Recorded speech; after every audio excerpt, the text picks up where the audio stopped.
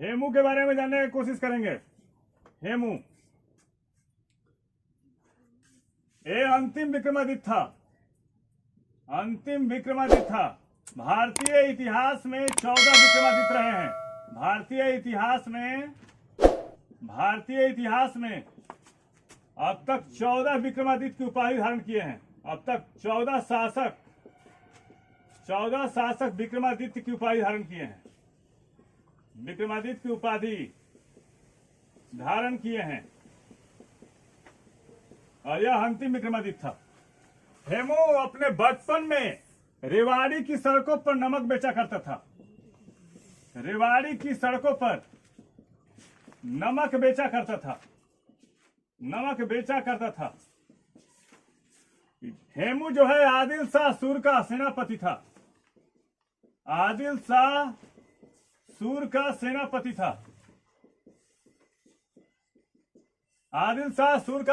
था। उसने अपने स्वामी के लिए 24 लड़ाइयां लड़ी। 24 लड़ाई लड़ी थी और 22 लड़ाइयों में फतह हासिल किया था। आप समझ सकते हैं कि किस कदर का उच्च कोटि का सेनापति था। अपनी योग्यता के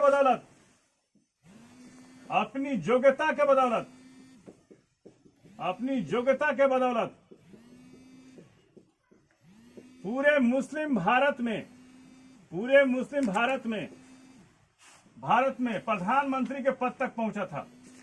प्रधानमंत्री के पद पर पहुंचा था। और एक व्यक्ति थे, उनका नाम था टोडरमल। 2 व्यक्ति ऐसे थे जिन्होंने प्रधानमंत्री के पद पर पहुंचा था। हेमू 5 नवंबर 1556 ईस्वी को पानीपत की द्वितीय लड़ाई लड़ता है। पानीपत की द्वितीय लड़ाई लड़ता है अकबर के साथ। संजोग से इस युद्ध में हेमू जीत के कगार पे था। हेमू इस युद्ध में, पानीपत की द्वितीय युद्ध में जीत के कगार पे था, लेकिन संजोग बस उसके आंख में तीर लग जाती है और उसे मौत के घाट उतार दिया जाता है। इतिहासकार स्टैनले लेनपूल के अनुसार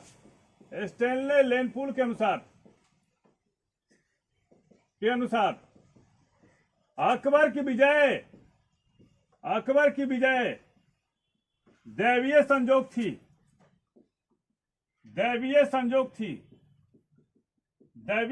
थी और हेमू की पराजय दुर्घटना। इसको फिर से जानने का कोशिश करते हैं हेमू के बारे में। हेमू कौन था?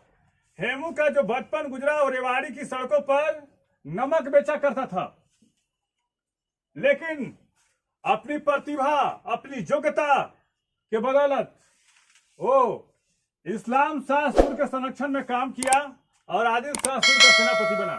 उसने अपने स्वामी के लिए 24 लड़ाइयां लड़ी थी और 22 लड़ाई में फतह हासिल किया था।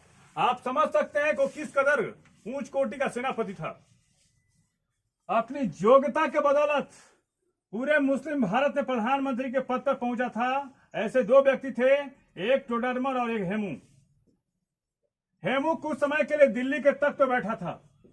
हेमू कुछ समय के लिए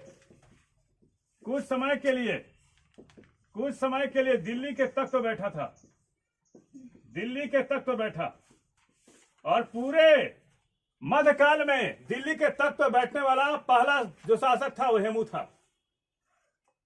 5 नवंबर 1556 ईस्वी को पानीपत की द्वितीय लड़ाई होती है अकबर और हेमू के बीच में। अकबर इस युद्ध में काफी घबरा जाता है, लेकिन बैरम खां की सलाह से पुनः युद्ध लड़ने के लिए तैयार हो जाता है। और इस युद्ध में संजोग बस हेमू जो था वो जीत के कगार पे था, लेकिन उसके आंख में तीर लग जाती है और पूरी सेना में भगदड़ मच जाती है और हेमू को मौत के घाट उतार दिया जाता है बैरम खां के द्वारा। इतिहासकार स्टैनले लेनपूल लिखता है कि अकबर की जो विजय थी वो दैवीय संजोग थी और हेमू की पराजय की जो थी एक दुर्घटना थी। हमारे चैनल के माध्यम से सारे विषयों का तथ्यपरक विश्लेषण किया जा रहा है। आप हमारे चैनल से जुड़िए। धन्यवाद।